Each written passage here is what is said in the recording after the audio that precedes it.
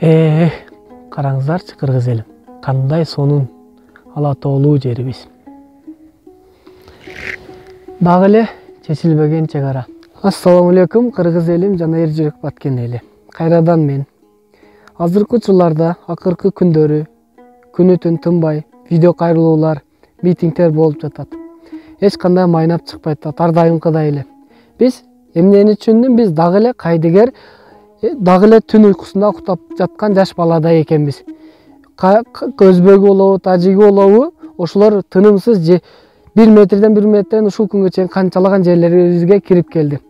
Мен бир видео көрүп калдым. Ачыгын айтканда, Садыр Нуркожоевич 2004-2005 жылдары өзү олтуруп ошол ак үйдө депутаттык мезгилинде трибунада отуруп сүйлөгөн экен. Ошол видеону өзүңүздөр бир көрүңүздөр.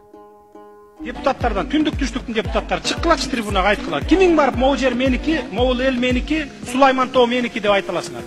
Айта албайсыңар. Урматтуу достор, видеону баарыңыздар көрдүңүздөр. Эми достор, Садыр Жапаров 15 жыл мурдакы айткан сөзүн аткарабы же аткарбайбы эми көрөбүз. Урматтуу Садыр Нуркожоевич, мен сизге ушул жерден кайрылууну туура көрдүм. Сиз депутаттарга кыргыз эли, кыргыз жери керекпи деп суроо салдыңыз. Эми мен ушул жерден сизге суроо салайын. Сизге шанс, мындайча айтканда, сиз 7 дубан сизди шайлап берди. Сиздин колуңузда бийлик бар. Эми ошол чек арадагы жакын жайгашкан жерлерге барып, кыргыз эли, кыргыз жери меники деп айта алсаңыз, сиз барыңыз ошол жерге. Аксай эли менен болобу, Ала Букага болобу, Аксыга болобу, сиз барып бул жерлер меники деп эртерээк чек араны чечип бериңиз. Албетте, сүйлөп коюш оңой, бирок аткарыш кыйын. Эми сизге ишенебиз.